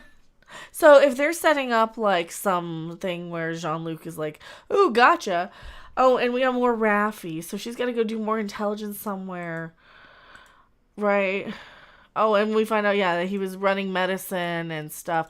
It seems like, remember Firefly where they robbed the train for the medical supplies? That's what it feels like he's kind of doing. They're trying to set him up like they're stealing that plot where Beverly would be out in the edge of galaxy, trying to help where she could instead of going. Yeah, that's what it feels like they're trying to do to this, which I do like for her. I don't like that she would have a kid and not goddamn tell anybody, though. And that's what I get. It's and that's really, where the whole thing falls apart, right in the middle of out episode 2 here. It's really out of character for her. Yeah. So we get, what is it? We get like a what the hell did what's the problem here? Oh, she wants, did I skip through? We missed Amanda Plummer or something. Saying, give him to me, he's my prisoner. Actually, no, that's a little later. Oh, that's later. She's just on the voiceover right now, huh? I don't remember. It's just, this is where it gets like really boring because now we got so much Raffi still. And Amanda Plummer comes across as a mustache twirling villain. Oh my god, Amanda Plummer needs to be on Freakazoid. There's some red herring with this a-hole. Oh, this is where Raffi goes and visits the Ferengi, isn't it? This is this week's episode. Raffi goes down to some planet to visit some Ferengi contact, but she meets her ex-husband here. So this is her ex-husband. This is her baby daddy. He seems like a pretty cool guy, though. No, he's an asshole because he won't let her do her stupid Starfleet intelligence job. Oh, okay. Because he's like, now you tell me, I thought you were here for me to put in a good word for our kid. You know, but are you still clean? Well, I have to be for Starfleet. Oh, you're still with Starfleet. Like, let the bitch do her job. She's working a job, making an honest living the best she can. Yep. Sort of, I suppose. And she's trying to do these deep intelligence missions, trying to be useful here. Yep. She's at least working, and she's at least making herself useful. So he's like, no, make a choice. It's either me, I put in a good word with our contact here, or war with our kid. So she doesn't make the choice. He's like, so fine, you made the choice. See, you're just the same. You only like your job. I'm like, screw it. She's got to make a living somehow. What's she gonna do? Rely on your deadbeat ass? Rely on your drug dealing ass for money? You're no better than her, and you got the nerve to judge her? At least she has a job. At least she's working for Starfleet. Fuck him. Oh, I hate him. So I hate him. And I don't think they realize that's what they did. I don't think they realize that's what they did because they're not smart people. If they were, they wouldn't have slid into my DMs in the first place. Now.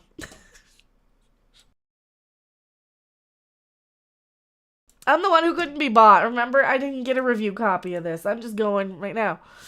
So, what's his deal? Shaw. Here's Amanda Plummer. You got it. Oh, God. Good afternoon.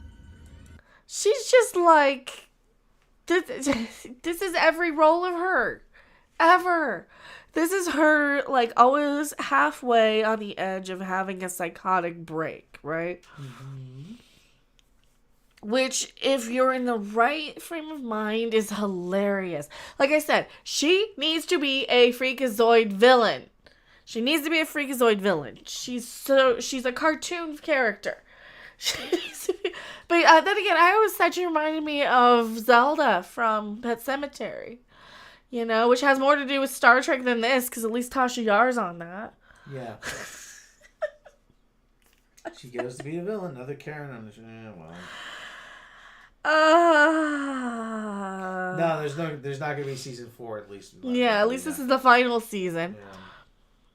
So they bring her in just because her dad was in Star Trek 6, so remember that.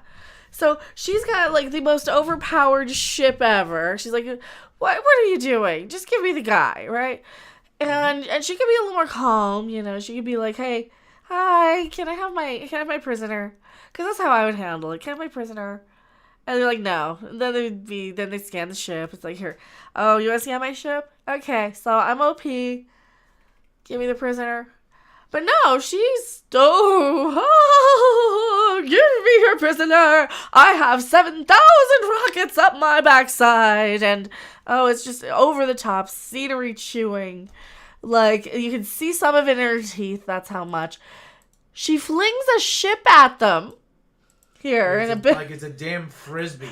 Like this is a Marvel movie, like it's Thanos or something. Like this is.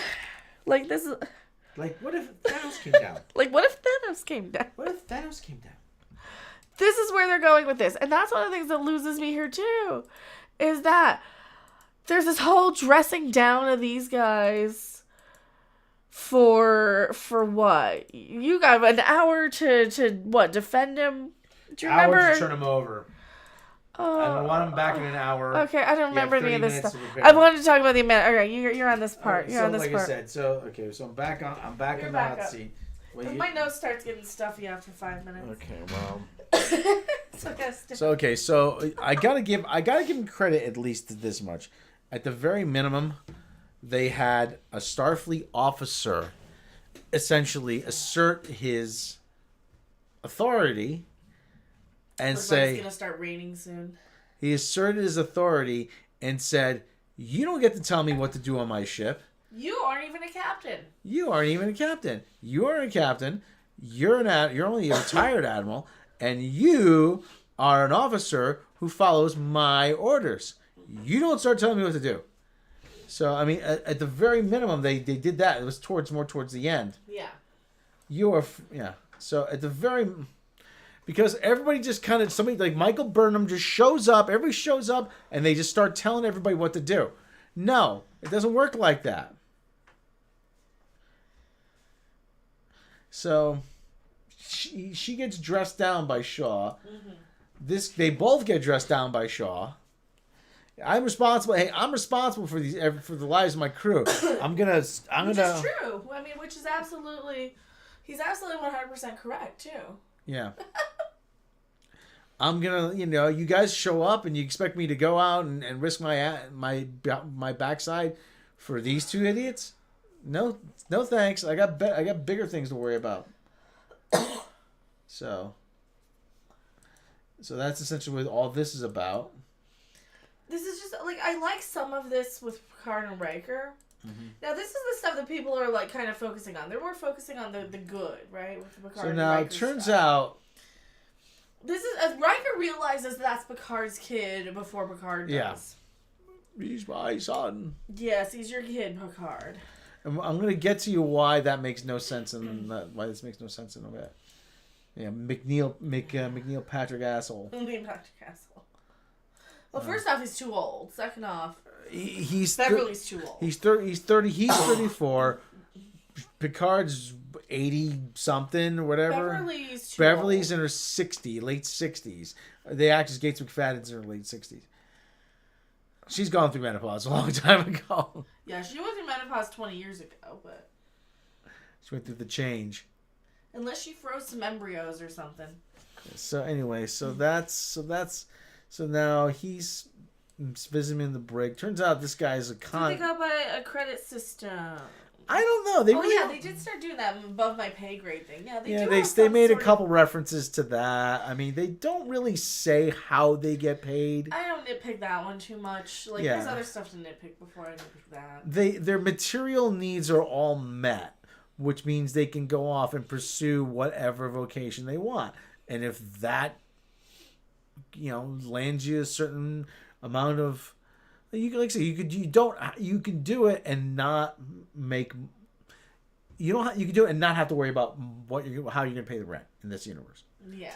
So as long as you have some sort of a job or position, And like the Orville, remember? Like you don't need for things like food and shelter and because you can replicate anything. The replicator and matter and energy are interchangeable. So all it is is rearranging. All it is rearranging atoms, replicator into just a bottle of water or whatever. Yeah, so you can rearrange it into shelter. You can rearrange it. Well, you think about it, like if you have hydrogen and oxygen atoms just floating around. Even at her worst, she had a fucking trailer to live in. Yeah. They act like she's so goddamn oppressed. So he's asking what the hell he was doing there. Okay. Oh, we were running money and blah blah blah. Medicine, whatever, yada yada. Okay, so who cares? So we catch up with Raffi. So now Raffi chose her job. And which means going and meeting up with this Ferengi lady. I think. Ferengi something. I think it's a lady.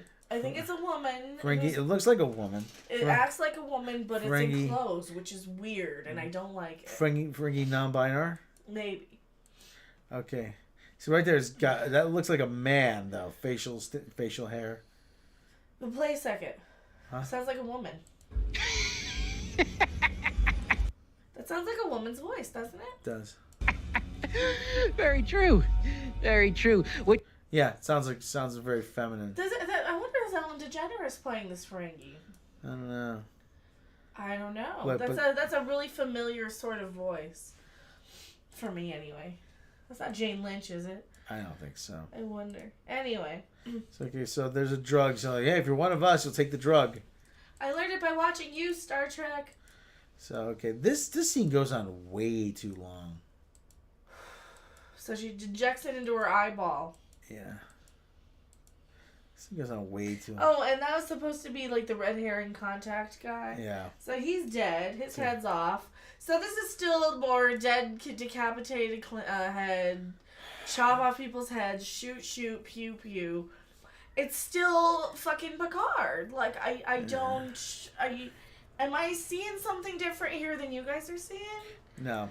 Because, here comes Worf now. Finally, we finally realize that he's the contact. And at least he looks like a Klingon, not a Klingork. And from what you can and at see. least he looks as how you would imagine he would look, with the gray beard and the gray features. And so I mean, so that's the end of Act 2. For crying out loud. So here comes Act 3. So what do they think of it in the chat? so I don't know. What do you guys think? Hey Chef, how you doing? Do y'all think it was Cisco's baseball team? Cisco's baseball? No. Where? I don't know. We need a Wizard of Oz moment. For the final episode, Picard wakes up and it's all a dream. Yeah, we need like a Q snapping it into normalcy. So We need that type of thing. he's in the brig still. Oh, this guy. You find out. What happens with Will Wheaton now that he's his new brother? Wesley's new brother is way more likable than him. His new Because this half-brother. guy's way more charismatic than Will Wheaton. Yeah. So he's trying to finagle his way out of here. Yeah, new Shut Up Wesley is way more likable. New shut up, Wesley. This is new Shut Up Wesley. Shut up, new Wesley. New Shut Up Wesley.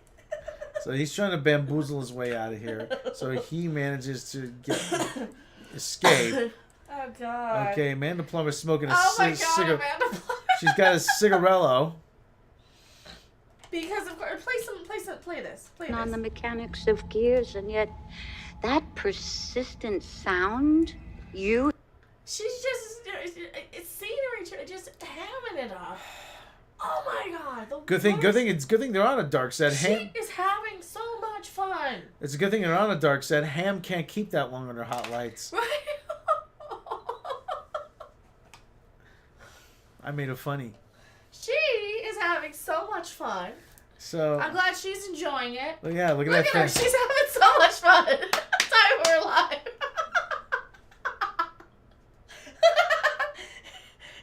There's my thumbnail. Here, I gotta clip. Best Picard ever.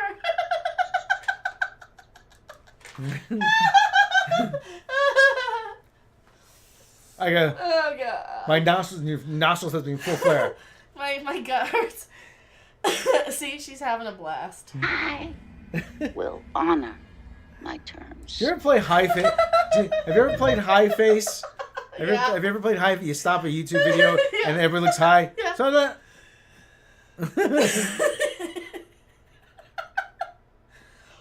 Oh my God. I bought groceries today. I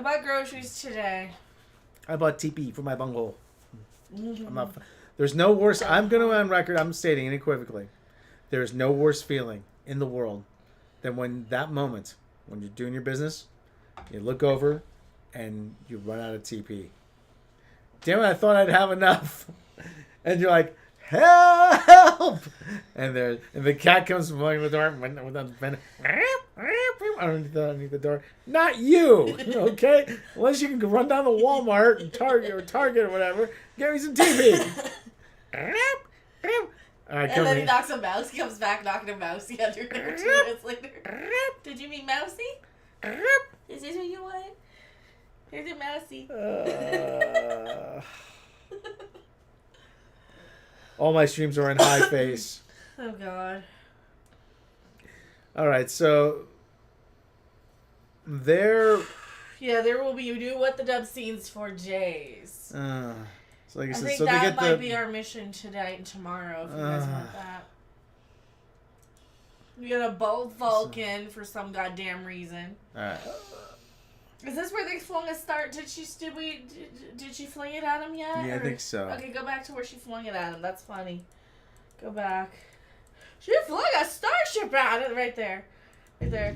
She thinks she's goddamn Thanos or something. So she sits there and she sits back in the thing with her leg up over the thing. She's like, I'm goddamn Thanos or something. The name, And she's like, my particular vessel.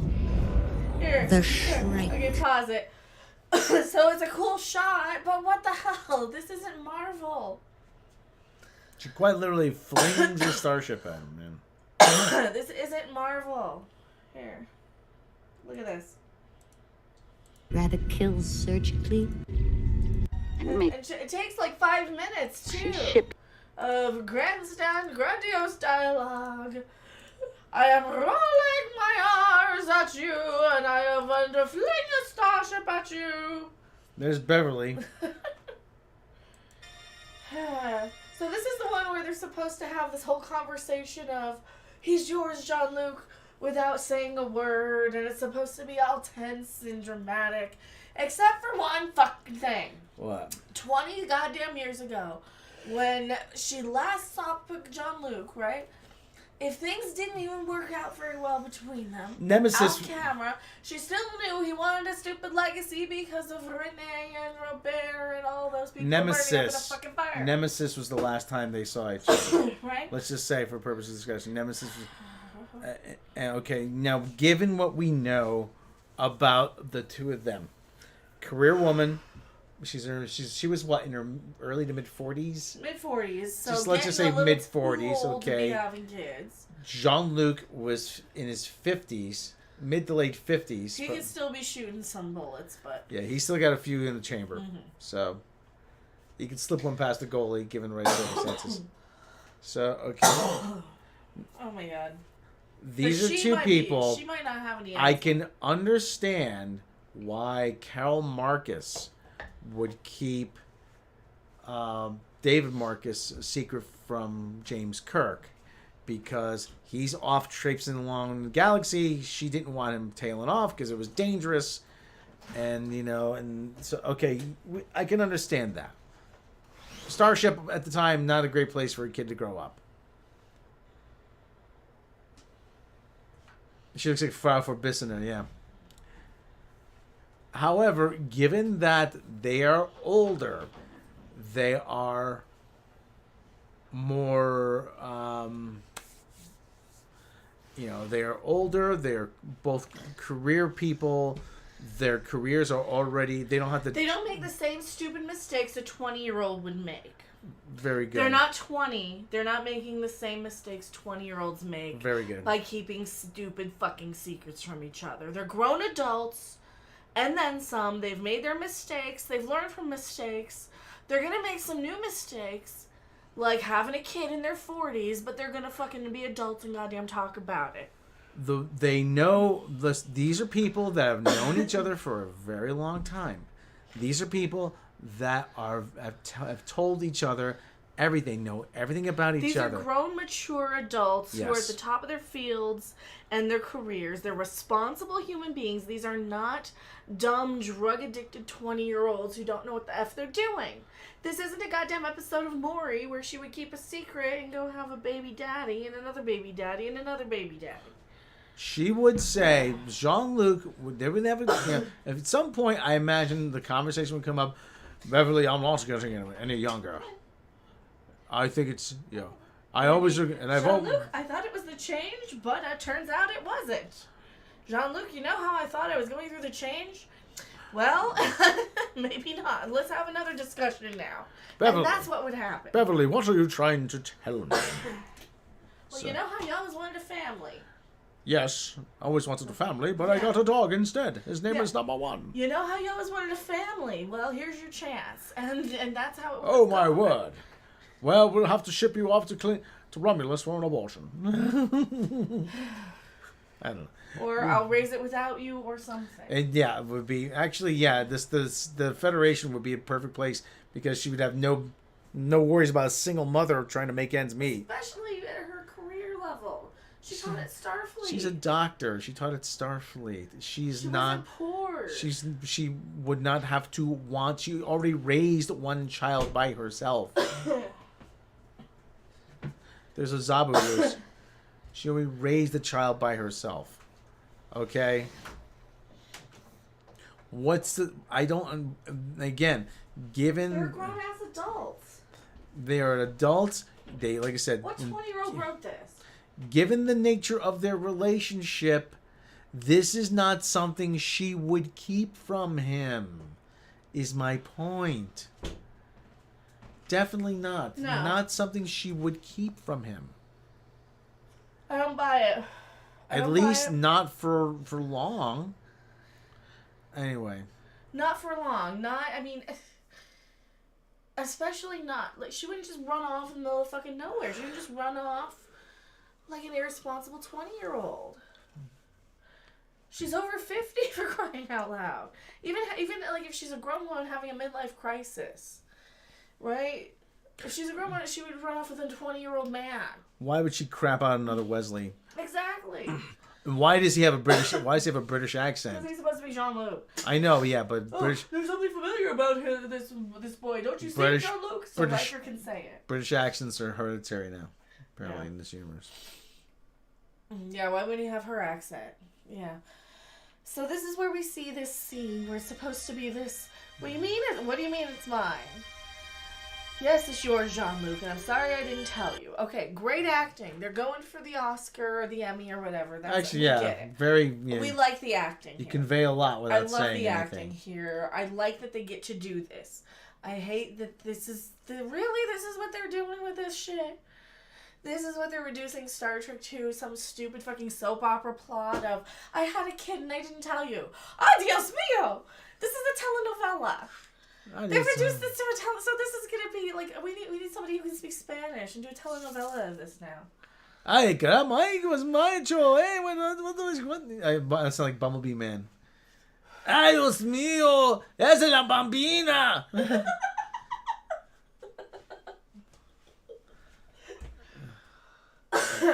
Am I wrong? See, that'll be our new commercial. They've turned it into a goddamn telenovela. Fuck. And then she starts crying. Oh shit, I'm a dumbass. It's mine and I didn't know. And I've had all these 20 some odd years that I could have known this 34-year-old son of mine that's 20 years old. He's 34. Now that would mean it's 2023. When did Nemesis come out? Oh god, Nemesis was like 97. No, Nemesis I was still in 2000 I want to say. Chat, when did the last? I want to say 2000. Nemesis is the last movie, right? Last next gen movie. Yeah, because I saw that in the Aurora Theater. The guy shot up. Shaw's reaction. Nemesis came out 2004. So at the minimum he would be 29. Okay. Which is no, wouldn't even know. Would he? No. No, because it was 2000, so it'd be 23. He'd be 23 years ago. Was the last time we saw these people. Yeah, he'd be 20. But is this more than 23 years after we saw Beverly? The math doesn't really. He says I haven't talked to Beverly in 20 years. Yeah. Okay. He looks much older than 20. Yeah, 20. He's if you said 35 years. If he's supposed to be 20, I mean that's 2004 it came out. That's 19 years ago. He's not 19. So he would have to have been born if he's let's just say 30 at the minimum. Mm-hmm. He would have to have been born the last season of TNG. Yeah.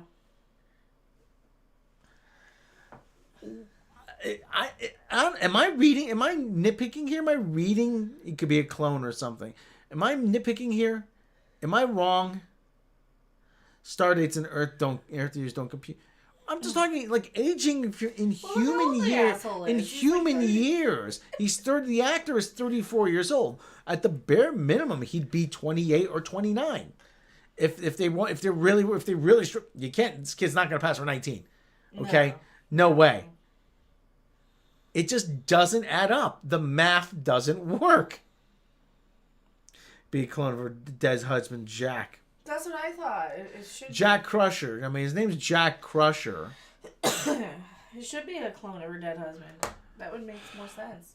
Jean-Luc, Jean-Luc, I know we were both getting older, and you remember when I had my eggs frozen? My embryos frozen? Yeah. Yes. Oh. You know. Yeah, remember how I had my eggs frozen, Jean-Luc? Oh, yeah. Oh, yeah. But the last season, they were only just getting together. And that last season, she was old as shit. She was in her 40s. And who was she banging the last season? The Ghost of the Candle. This is why I said the candle, because they kept promoting that damn candle during the Star Trek convention last summer. Remember? Yeah. Like you said, the math doesn't work. So this is another thing that really, really honks me off about this. Is, okay, he always wanted a kid, and now he's got one in the worst way possible. Yeah, this guy. How old is this actor? Or how old is this character? Like I said, at the bare minimum, Here, you want to do a new poll? Here, let's do a new poll. And poll. How old? Here, I'll let you type it in on this. Start a poll. How old is this actor? And then give it a couple of ranges.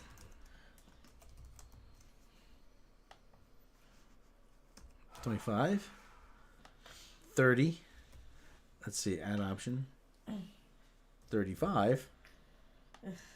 40. 20. That's it. That's good. Okay. Yeah, ask. That's good. Yeah, how old do you guys think this guy looks? There you go. He doesn't look 25. That's damn sure. Yeah, Gates McFadden is 73. I told you she was over 70. Yeah, I thought she was. Yeah, so I thought she's she was. older than- I thought she was in her 60s. So that's me. That's my bad. Sorry. He's 34 years old, but how old does he look? Yeah. That's what I'm getting at. How old does he look? Late 20s, early 30s. Yeah.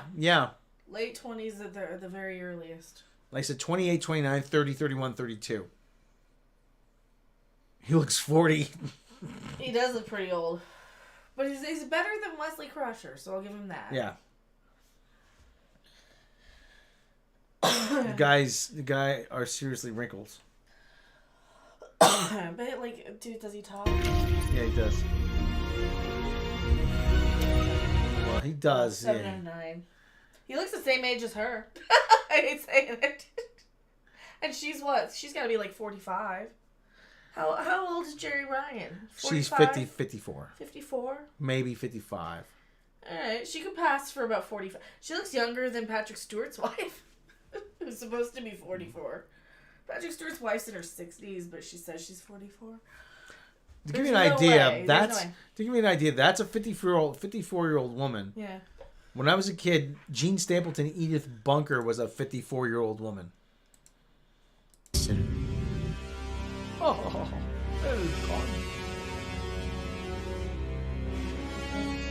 that's when I they. don't remember what happens though. And he says, "Screw you, lady." Screw you, lady. What's he say? Engage. And then they shoot at her. They go shooty bang bang. Okay, they shoot at her and then they warp away. Yeah. They warp No, away. they shoot at her and then they warp away. I want to get where she flings the starship at him though. All right, talk while I find Yeah, that well, bit. it's hold on, go. It's right up here. All right. There you go. Well, It's in almost here. there. Okay. Yeah, it's almost there. Yeah. Okay. We'll talk while I Yeah, we're trying to find the scene where they fling a talk while I starship. find it. 'Cause- So, like I said, it's a question of how old is the actor. The actor is 34. No, that's not it. This isn't it. But the actor's 30. But like I said, we're just saying that it doesn't make sense. It just that did not make sense. It doesn't. It doesn't. I mean, it doesn't. Oh, what's she doing? But she's hamming it up. But I'm 32 years old and 33 soon, so I'm not so wrinkled. Maybe. I don't. But this whole thing, I'm like, everybody needs a secret son. Everybody needs a secret. Everybody needs to have Everybody needs to have a some kind of dark secret. Everybody has to be related. Everybody's got to be related to everybody else. Everybody's got to have some sort of connection to the plot. Everybody, I mean, what is that? Can't a bad guy just be a bad guy?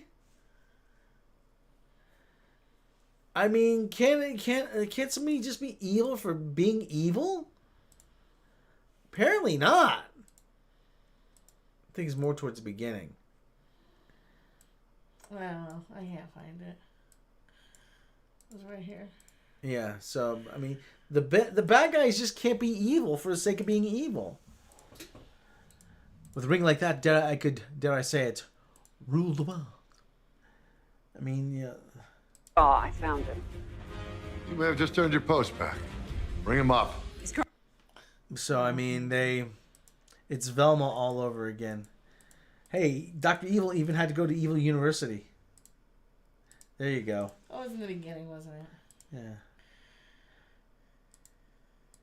So. Yeah, well, who cares? Well, we'll find it. Take our word for it. They fling a ship at them. Yeah, we'll find it when we do a trailer. trailer. No more, without as much any more thought than flinging a trash can lid. Like it's Thanos. That's what I didn't like, so I don't know.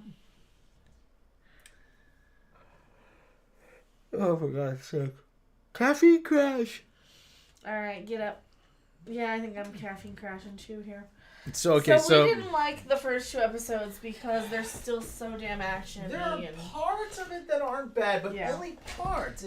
Yeah, parts are okay, and then like other parts are like